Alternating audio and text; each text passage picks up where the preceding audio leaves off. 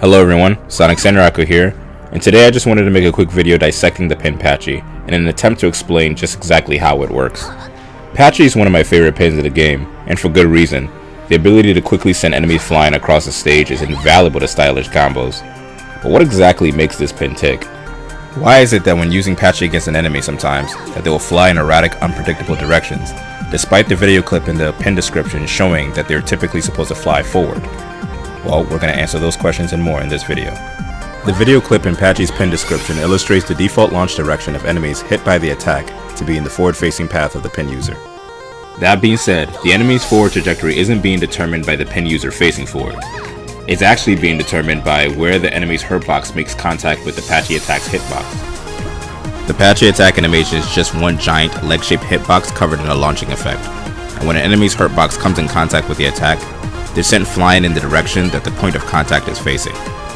This detail provides insight as to why the default launch trajectory of enemies hit with Patchy is the forward-facing direction of the pin user. When an enemy ends up flying forwards and away from the pin user, it's because most of that enemy's hurtbox touched the back of the Patchy foot. The correlation between the forward-facing direction of the pin user and the launch trajectory only exists because the back part of the foot is also facing the pin user's line of sight. This principle of enemies being launched away from the contact point relative to where said contact point is facing is why enemies can sometimes fly behind the Patchy user as well. What's happening here is that the enemy is slipping in front of the foot's hitbox, and since the front of the foot is facing everything behind the pin user, the enemy is launched backwards. An enemy's hurtbox touching either the left or right sides of the attack will also fly horizontally upwards and away from those points of contact, so keep that in mind as well. So how can this knowledge be applied in a way that allows a player to be able to fully dictate which general direction they'd like to launch an enemy when using Patchy? Well, for one, the player can just simply judge the position and movement behavior of an enemy and activate their attack based on those details. If an enemy is stationary, you will get the default forward launching trajectory.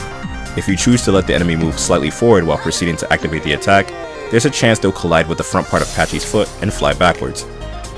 If you don't want to depend on an enemy's behavior to guide your launch trajectory, you can use other pins to assist with proper positioning. For example, you can use the gravitational pull of the pin stuck in the middle to nudge an enemy forward while activating Patchy to guarantee a backwards launch.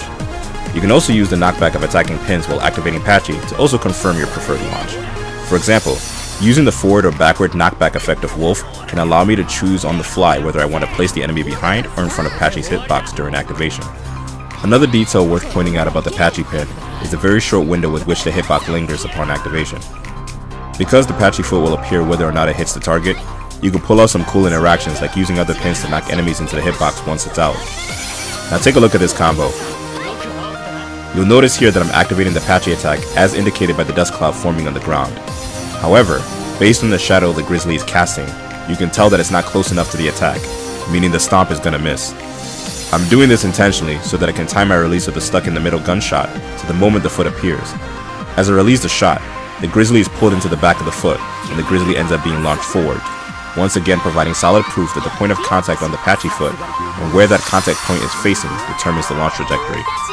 As you continue to practice with Patchy, dictating what launch trajectory you want will start to become second nature. Understanding how Patchy works also opens to the player the ability to perform wall splat combos. When you splat any enemy high up against a wall, they'll quickly peel off and enter a falling animation. If you time the activation of Patchy just right, the entire foot will appear below them, ensuring that the enemy's extended hurtbox during the fall animation makes contact with the front of the hitbox, triggering a launch behind the pin user. If positioned between walls in smaller or narrower arenas, the enemy will end up splatting into another wall, and you can continue this process of bouncing them against walls until you run out of pin meter. It's a fun way to maintain offensive pressure and add versatility to your aerial juggles. And yeah, that's all I've got for this video.